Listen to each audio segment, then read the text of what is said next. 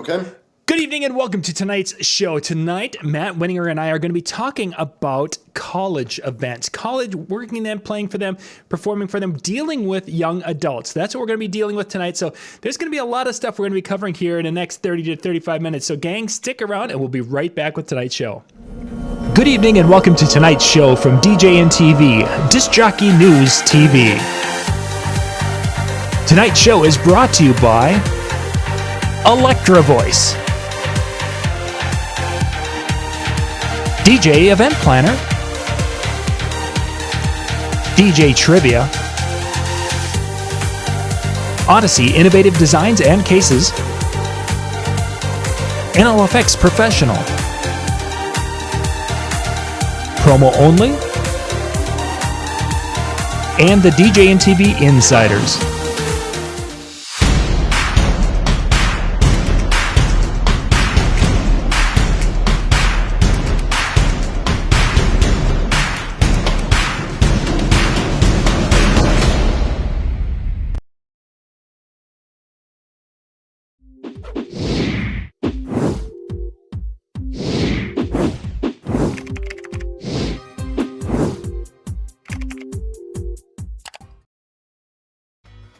DJ Event Planner will change the way you manage and run your business. Streamline all of your procedures and software into one easy-to-manage system. DJ Event Planner, the ultimate online planning tool.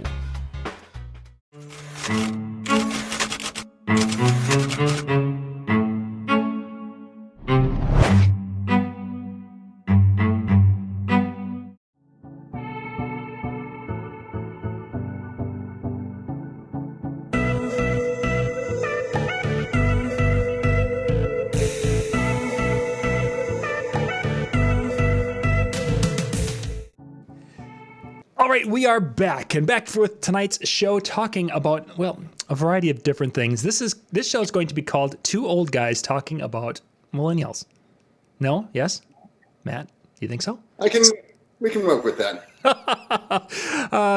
Good evening. Thank you guys for joining us. We've got both Facebook and YouTube going. For those of you who do not know, we've got a new YouTube channel that we're going to be coming out with. We're actually going to be moving DJNTV. All of the shows are going to be moving over to a new YouTube channel. So that way we're going to have the Disc Jockey News channel that's going to be gear and tips. Basically, the anything gear related, that's going to be on Disc Jockey News YouTube. Then all the shows are going to be moving over to DJNTV's channel. And if you do a search, you'll probably find it. We're going to be sharing that link next week more as we get a couple more things completed with that. But you'll need to subscribe to that channel and hit the bell because that way you're only going to hear when the shows go live. You're not going to be hearing when we dump all the NAM videos. Just keep that in mind, gang. That will be part of an upcoming change here we've got with the Disc Jockey News. Okay, sorry, I've had some house cleaning to do here, Matt, before we got started tonight. So tonight my guest is Matt Wininger, and we're going to be talking about performing for college-type events and college-type crowds. Now, Matt, we're both over 30, so it's something that it's a little bit different when you're kind of getting to be our age, over the 40 age, than it was when we were in our 20s and we were that age. Now, what's some of the things that brought you to that crowd yet here, even though we are a little bit older than most of that crowd? That's a great question, John. Yeah, I've always been young at heart and just had a penchant for going out and enjoying nightlife. So I was in the bars a lot later than most people. I know there's some friends of mine and people that I know that they pretty much quit going out at 30. They got married, had kids, and then that was the end of going out and seeing entertainment regularly. So I would just go out a lot, and I was entertaining some friends from out of town, showing them karaoke on off nights, and then I was offered to work for somebody, and the funny thing is well, I was probably going to be here spending money, so you would like to pay me to come down and then give me my drinks. And I'm like, okay, sign me up. And then from there, I started my own business, and simply because I owned speakers, people assumed that I knew how to DJ, even though my only intention was to do karaoke and trivia. So I got sent into, it's a little bit longer of a story, but I got sent into do a 30th birthday party, and then all of a sudden they said they needed me on New Year's Eve, and my my second gig as a DJ was in front of 260 people that all spent $60 to see me. Oh, wow. And No I pressure. absolutely, I mean, I knew on the inside I had absolutely no idea what I was doing, but they were insistent upon me doing it, and I followed through, and it ended up working out to be a success. So I started doing like a lot of neighborhood bars along the way, and then when I got involved in doing like the undergrad events at the bigger clubs, if you will, it ended up being a very different world, and I made a lot of mistakes along the way. I told you some of the stories earlier of some things going horribly wrong along the way. But to get back to how I do it and why I still do it, I mean, it's the greatest feeling on earth to me. There's nothing I've ever enjoyed more than having hundreds of screaming drunk people going wild over the music that I'm playing, and it's a thrill. For sure. I wouldn't trade it for anything. But the challenge is now I'm getting older. There's new music coming out every year. It's less and less enjoyable for me to personally listen to, but they love it. So it absolutely is becoming more has become more difficult to maintain that connection, even though I love doing this so much. So when you're talking the music side of it, how are you able to keep yourself up? Because when you're working with that crowd, they're engaging in YouTube and on Spotify and SoundCloud in different areas that we typically didn't do when we were first starting out. How are you staying up on the music and such to be able to work that crowd and not always be the guy having to, oh, I don't have that song, I'll get it next week type of thing? Yeah, so first of all, we can possibly talk a little bit more about that, but saying that you don't have it really isn't an option anymore. They look at you like you have two heads. You're expected to have it whether you play it or not. So real quick, it's important to have it. You don't have to play it. You'll come across as less incompetent simply because you have it. Well, he had the song, but he couldn't play it, type of thing.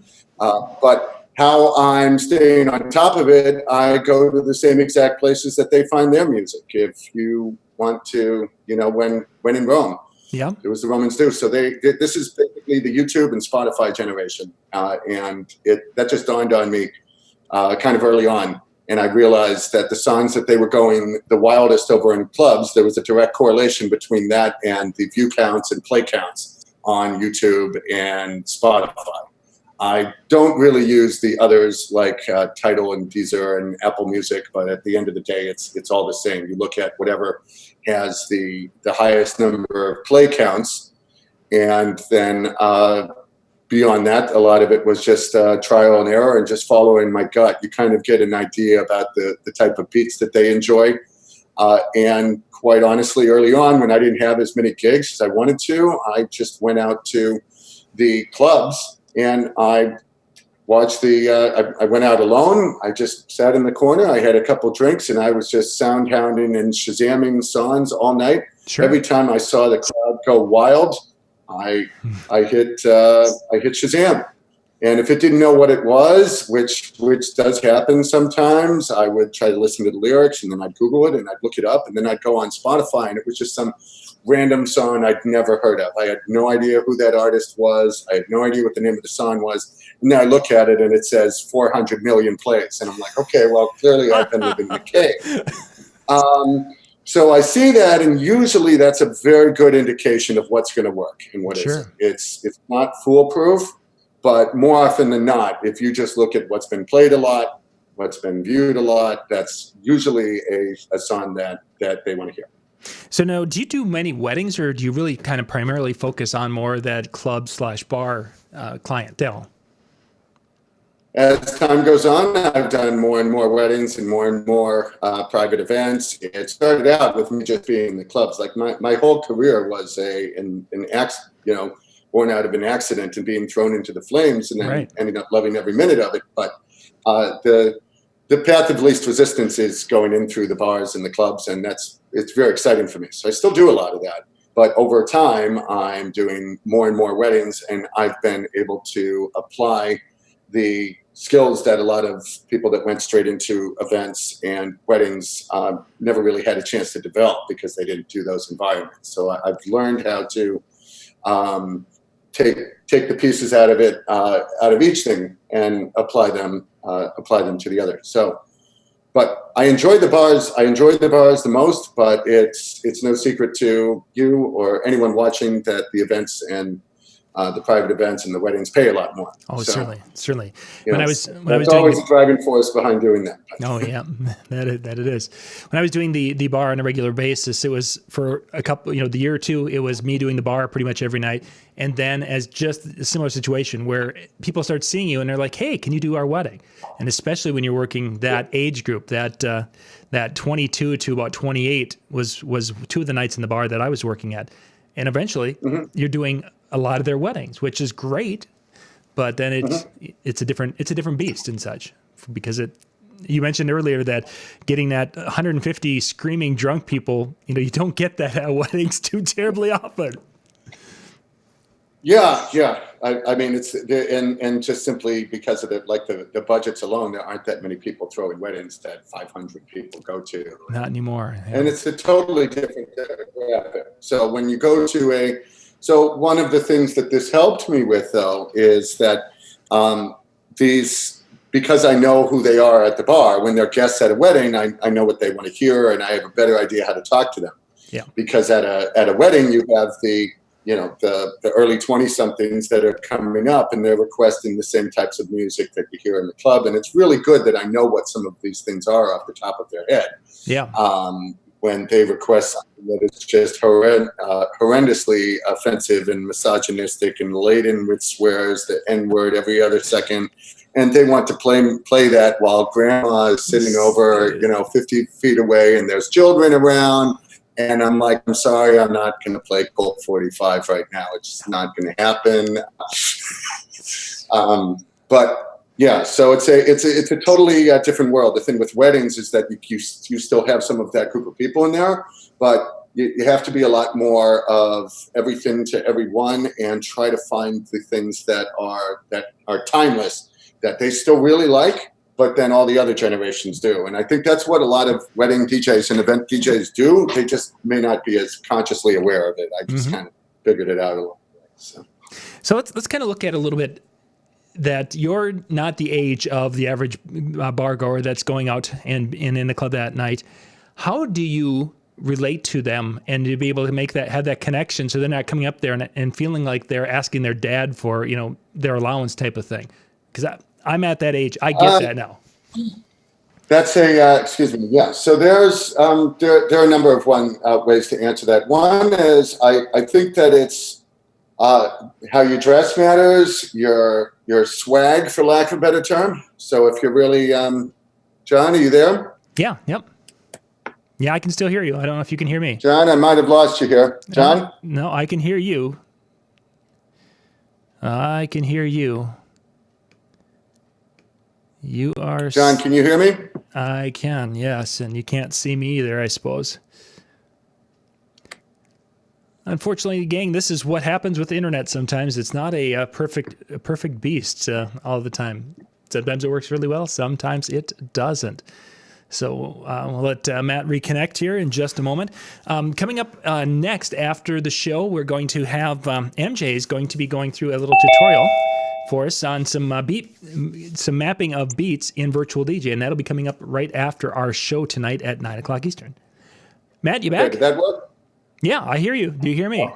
All right. Yes, modern technology. Yep, good. Here. There we go. Yeah. So you were asking how I'm able to identify with them. The connecting with them. So, and you mentioned you were talking about kind of your dress and your swag is what you're describing it as. Yes. And that's where we lost you is in that. Yep. So that, I think, the fact of being able to just play one song after another that they really like, that alone amazes them, because they're just surprised that I've heard of it. Like, even knowing how to spell 6ix9ine impresses them. Like, because I remember the first time they came up and they told me to type that in, I'm like, S-I-X-9, and no, that's not how. Yep. Exactly. Yes. So things like that.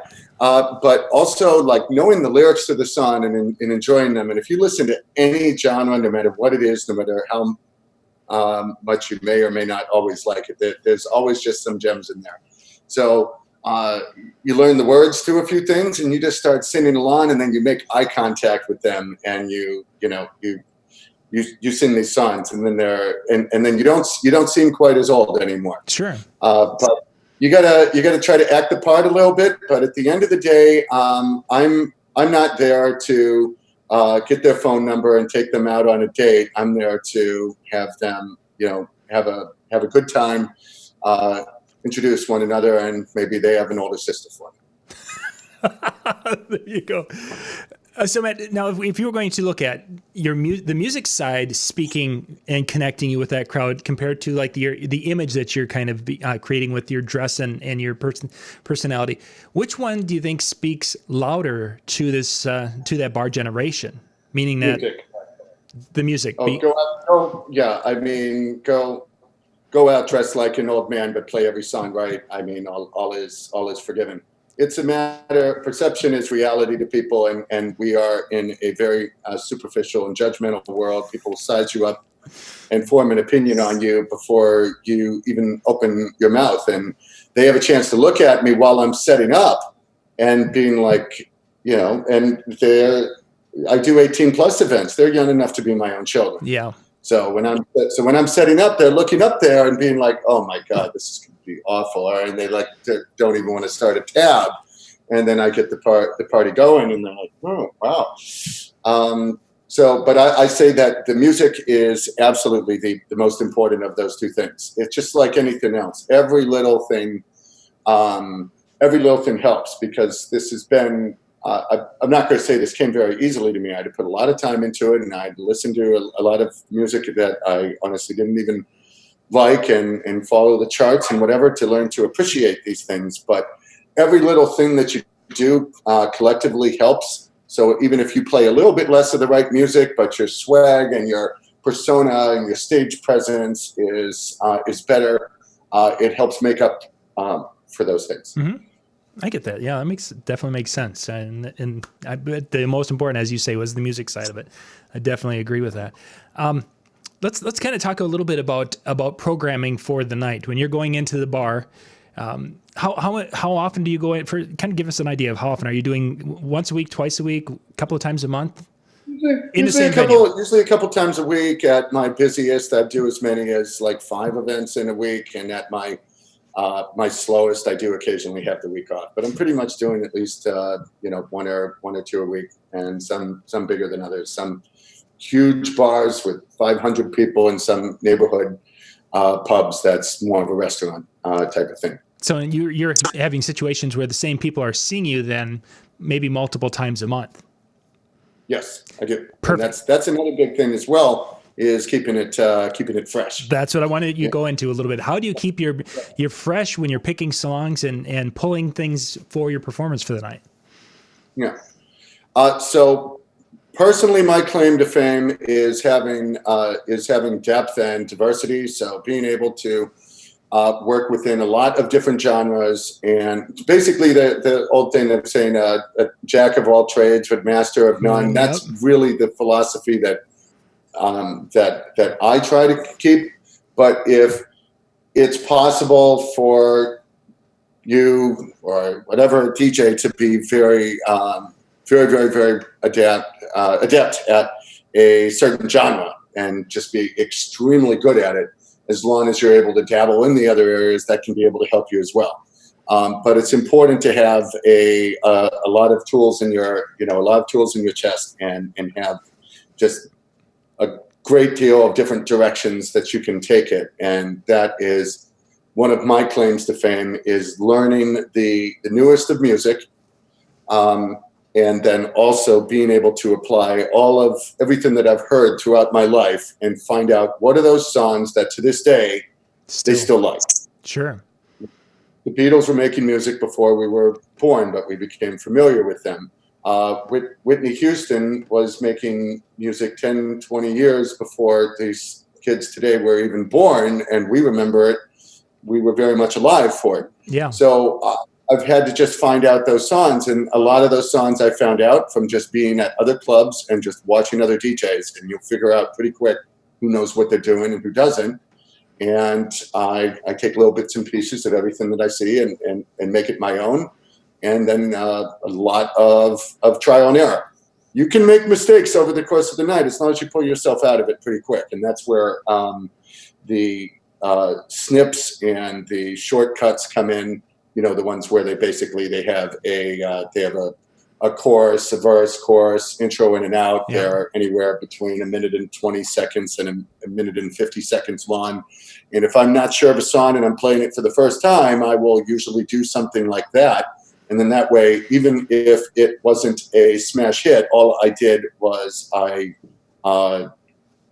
only ate up about a minute and a half. Right. And then I just, depending upon how something goes, I either pull myself out of a hole or I continue building off of it. And I try to tell a story with my music over the course of the night. And it has its tragedies in it as well. So. I guess we've talked many times about telling stories and taking them on a journey, but I've never it has tragedies. I like that. That's good. I wouldn't be who I am if I didn't make a boatload of mistakes. Yeah, so I it's think like we've every all. single one. Yep. I don't know if you've been doing this long enough. It just it has to have happened. But you know, when just the music just completely goes silent, and there are hundreds of people out there dancing, and it's okay. I'm okay with that happening when I'm not the one that caused that problem. But when I'm the one that's behind, now they will always think that it's me anyway. Yeah. But it's like I know that it's like these are the types of mistakes that I made along the way, and it made me stronger. But. Yeah, had that happen a dozen times or so. Oh, yeah. The wrong button. That wasn't play, or it wasn't. That was the wrong deck. I should have hit play on that one and not this one. Yeah. Well, when you're previewing and you think that the volume, the fader is all the way down, and instead you're doing that, you go. No. That's really well. You mentioned earlier, of course, genres, and if a DJ is kind of more of a strong in one genre. If you were going to kind of look at the different genres out there, you mentioned, of course, you stay up on your newer music, but what's your genre that you would be the most confident playing from if you were to narrow it down to one? Well, something that I when I talk about this with people, something that I say very often is no one will ever get angry at you for playing Stevie Wonder. Everybody, I've never known one person that hates Stevie Wonder, and it's just, so when I say that, what I mean is that there are just certain types of genres where if you go back to like the disco era and you play some songs like things like Dancing Queen, yep. If you play songs like things from Dancing Queen or Staying Alive, one of my favorite songs to play to college audiences is Run Around Sue, which came out in 1958. Yeah. It still works to this day, and people thought I was crazy when I told them that it works, and it really does. So I like that I'm able to apply some of that old person knowledge and play some songs for them that they forgot that they liked, because all they ever do is just listen to this ratchety music. They forget that they like this other music. And that was one of the directions I wanted to go here as we get towards the end is some of your kind of forgotten picks. Is that going to be the best pick hits? Anyway, some of those songs like Run Around Sue, because I had probably about a dozen when I was playing on a regular basis. They were songs that no other DJs played, and it was just some things that. So we'll talk about some of those kind of picks at the end and such. Let's talk a little bit about some of the difficulties in working with these 20-somethings that are intoxicated, and there's problems, there's attitudes that come up here, and how have you kind of worked and dealt with some of those issues? Well,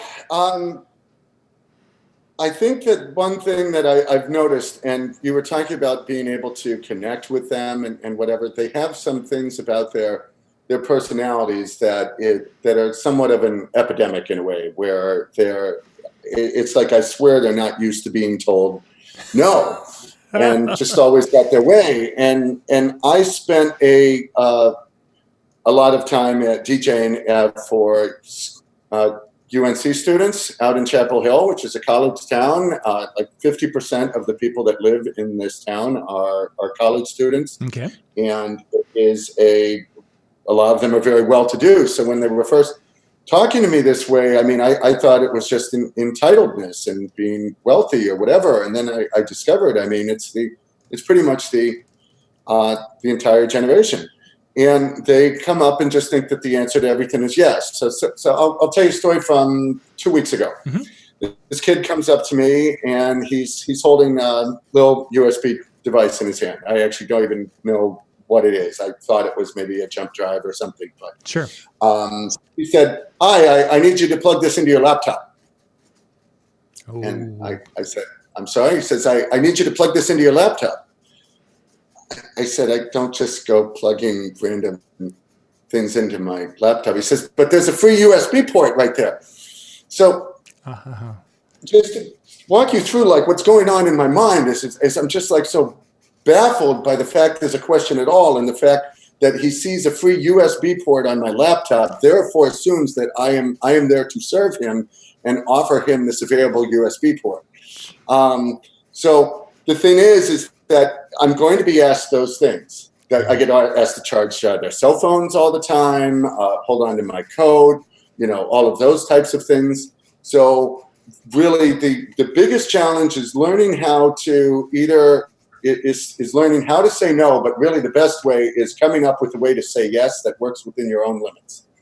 And I've had this talk with a lot of people, and one of the big consensuses out there is screw these people, just tell them no, and they go away. And you know what they do is they tell their friends that DJ sucks, and then they all leave and they tell their friends, and it's a matter of, either you learn to adapt and work within and be able to communicate with them effectively, or you just have to say goodbye to this entire generation of people that are out there that really dominate the bar scene. But I'd say really one of the biggest challenges is learning how to handle all of their requests that they expect everything to be yes.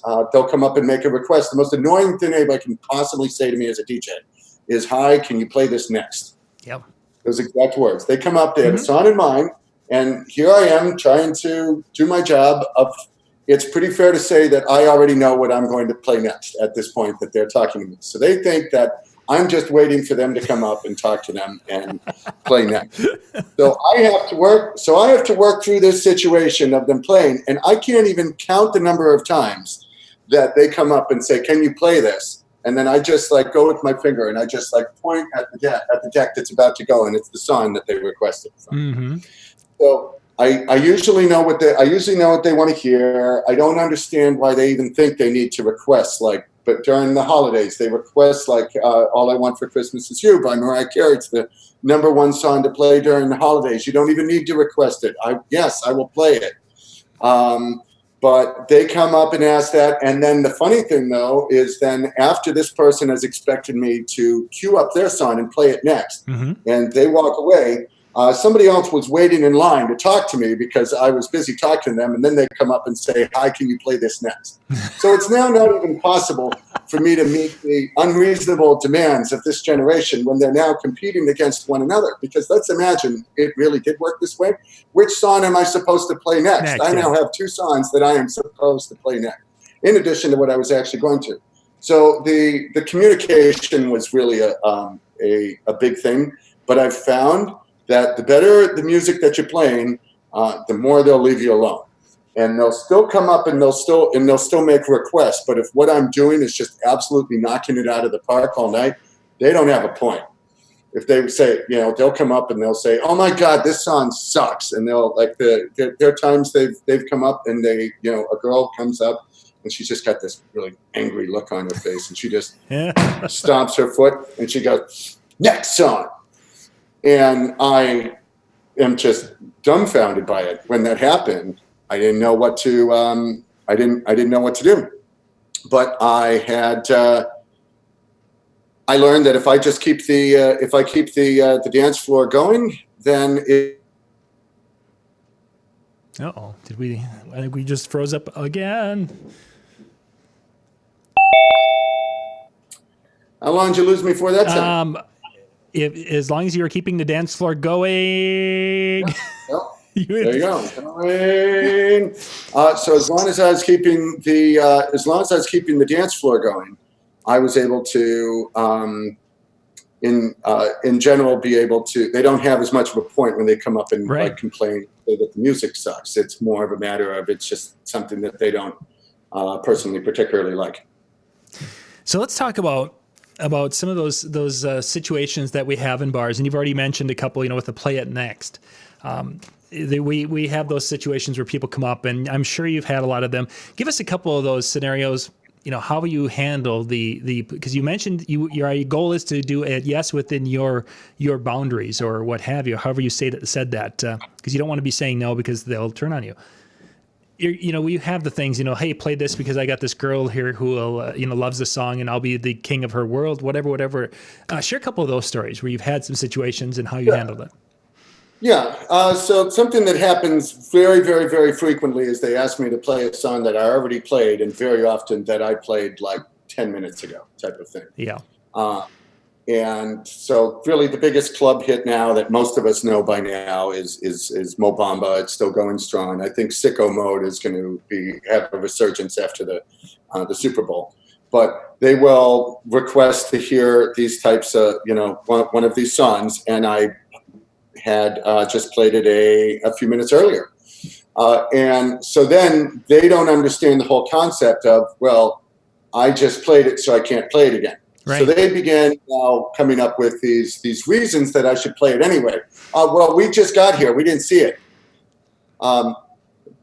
Okay. And they said, so you can play it again, right? I said, no, I just played it a few minutes ago, but everybody's going to love it. I said, yes, they really loved it 10 minutes ago. Everybody thought it was great.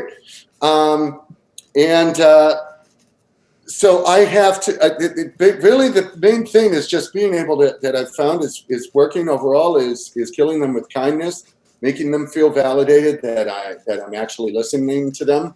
But there just has to be one part of their body that knows that what they're saying is complete nonsense. So I just try to hang in there as long as I can.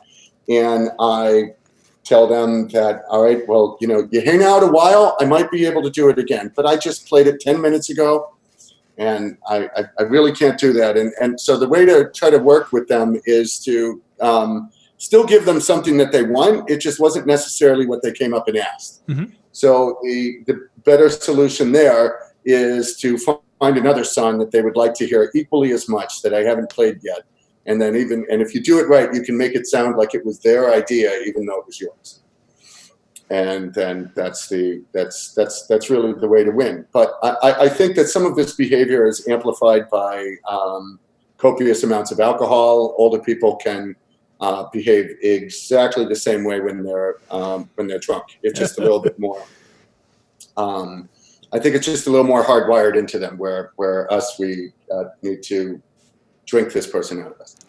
Yeah, and Jimmy, of course, mentioned the whole play this song and then I'm going to get lucky type of thing.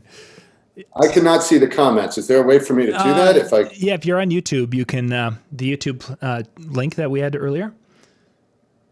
Yeah, I don't know if I can. Yeah, Jimmy's been basically the main one commenting because Jimmy's he's a fast typer. Yes, he is. He's on that. Let's dig into some of the stuff that is working for these type of events and some songs that we may not think of, because our go-to is probably going to be hitting top 40 in the top songs in a couple of different charts. But there's some other songs that still work. So let's go ahead and talk about a few of those. Sure. So I think I had mentioned a few to you in an email earlier. I might as well just look pull that up. Look at that as well. So just bear with me 1 second. Yep. And you've actually mentioned a couple of them, of course, with Run Around Sue and then goodness gracious, Stevie Wonder. Yep. Yeah. So I said I just like saying Stevie Wonder because he's an example of somebody that just has this pretty universal. Like Michael Jackson is a great example of that as well. But by Stevie Wonder, my personal favorite one to play is Sir Duke. Mm-hmm. But I believe the one with the greatest play counts and view counts is Superstitious.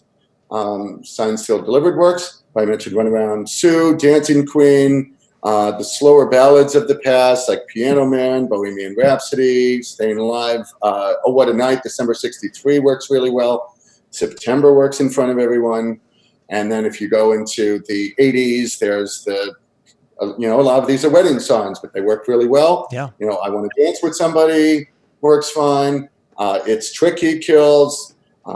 Apache, they really like that song. And a nice thing to point out in that song is that they enjoy that, but they don't really know any of the verses of the song. They just Yep. know the jump on it part and the beats at the beginning. So as long as you find your way in and out of it pretty quick, that does really well. Mm-hmm. They still like the Spice Girls and Vanilla Ice. They like Baby Got Back.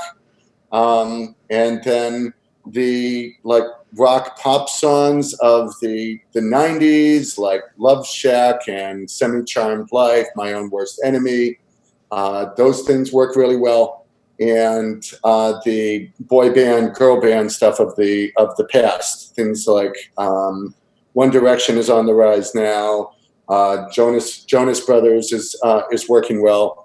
The Spice Girls and Backstreet Boys are starting to fade a little bit, but they're popular. And I never play New Kids on the Block in front of this generation. They don't get it. Mm-hmm. But the thing with boy bands is there really aren't any now. You can argue that, what is that? And with Youngblood, is that 30 Seconds to Summer? 7 or 5 seconds of summer or something like whatever it was. Yeah. Like that. Yeah, I think that's the name. They're like as close as it gets, and that's really it. So it's mainly doing like lots of so some of those bands of the past are still relevant. Some of the biggest bangers that I can play are none of them were recently. Mr. Brightside, Fergalicious is huge. They go insane over that. And these were songs that came out, quite some time ago. Yeah. So it was a challenge learning all of the trap music and the down-tempo hip-hop that's become really, really, really popular now. Yeah. But when I was able to combine that with some of these classics that everybody still likes, it's worked out really well. Yeah, that mix and such. Now let's talk about programming in the course of the evening. You've got your 4 or 5 hour block of music or your show that you're going to be doing for the night. Where are you putting in some of the newer stuff? Are you wanting to hit new stuff specifically at a certain time and then mix in the oldies? Are you doing a mix all night? How would you describe that evening music flow? Yeah. So first of all, whenever I go somewhere, I mean, for the most part, I have a pretty good idea what I'm getting myself into before I walk through the door. Most things, but I find the more that I plan ahead of time, the more of the plan that gets thrown out. So it's more important to just have, like I like saying, tools in your chest and tools on your belt. Make sure you have everything on you, ready to go, but don't think that you're absolutely going to be doing X, Y, and Z over the course of the night. Early on, I tend to like to start off with something with something old and end with something old. I almost always end with a song in the 70s or 80s as like the last song of the night. Okay. And then along the way, it's a matter of how hot the dance floor is. Is it already packed?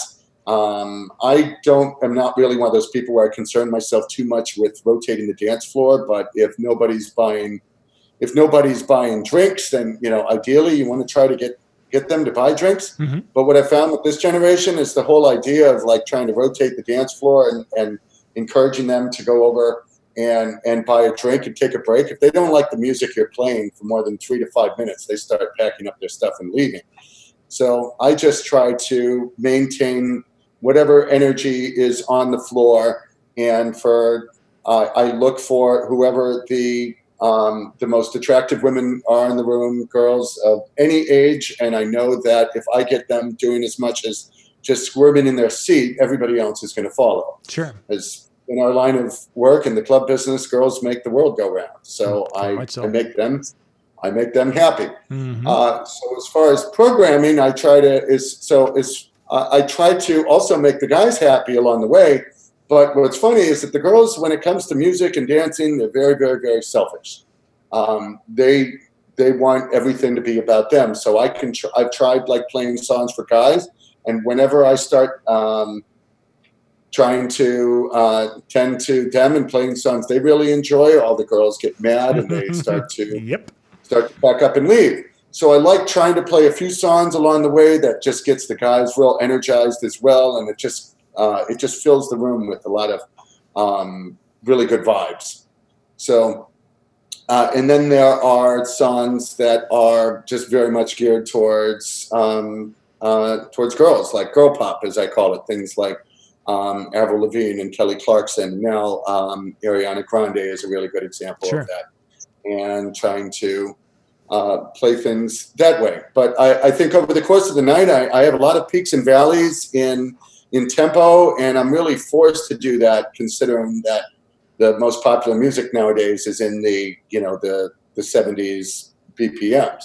So I find that I have to, it's forcing me to go up and down tempo. So the good news with that, though, is it gives me a lot more flexibility throughout the decades, because I'm constantly having a need to go down tempo. Sure. But it'll change quite a bit over the course of the night. I start off old, I end old, and then along the way I try to mix some things in, and I try not to, unless something specific is working absolutely perfectly well. Like if I found out that I just, for whatever strange reason, I have an enormous Latino audience, then I just start playing a great deal of reggaeton, and I stick with it. But otherwise, I just try to rotate things around and keep it fresh, and it works out really well when I do it that way. Nice. Our time is almost, we're almost up here because we've got to get things ready for the next show. If there was a song out there that basically was kind of your song that you play that goes over really well because you played the song in the crowd, but it's not something that most people would think of playing, is there one of those songs kind of in your repertoire that you're like, yeah, this is a kind of that forgotten gem? It's tough for me to say that, because I think most of them, I mean, my thing is, like I would say, is I'm the only one I really know that's still playing Run Around Sue, and it has its place. Yeah. But I would say just more of the fact that I just tap into some of those decades period is something that adds a good element to it. But I still enjoy some songs that are, a year or two old that I don't hear people playing quite as much anymore. I like playing Plain Jane by A$AP Ferg. That's a song I really enjoy. But I just try to look at them and see what they want to hear and play around. And the journey of giving them the music they want to hear can be a lot of fun. So it's not always the same, but I would say if I had to pick something, I'd probably still say Run Around Sue, because I'm the only one I really know that plays that. That plays that, especially in a club situation. Yeah, neat. Matt, if people would like to get in touch with you to just kind of shoot the breeze a little bit, what's the best way for them to reach out to you? Yeah, so they can find me on Facebook. You should have my full name here. It's Matt Wininger, under Matthew Wininger, and all of my social media now, I believe, is Matt in the Mix. So if you were to go on Facebook /Matt in the Mix, Instagram Matt in the Mix, I'm on Snapchat, find me there. If you're a DJ and you're watching, we probably have a friend in common. So probably it's a small world. I'd love to talk about this more. Anybody has any questions, by all means, hit me up. Yeah, that sounds great, Matt. Thank you much for your time and your information tonight. It was a good chat. I enjoyed our time together. Gang, we'll be back in about 15 minutes. The Zoom link, well, you can go to my Facebook page, facebook.com/JohnYoungMN. There's the links for MJ's show tonight. That will be going live here tonight at 9 o'clock Eastern, which will be in 15 minutes. Then after that, there's going to be kind of a Q&A time also during that time. So you guys can go out there, hit that link, and get yourself ready for that show. That'll be coming up in about 15. Matt, once again, thanks for being on tonight. Thanks a lot. All right. Bye, everybody. Bye-bye.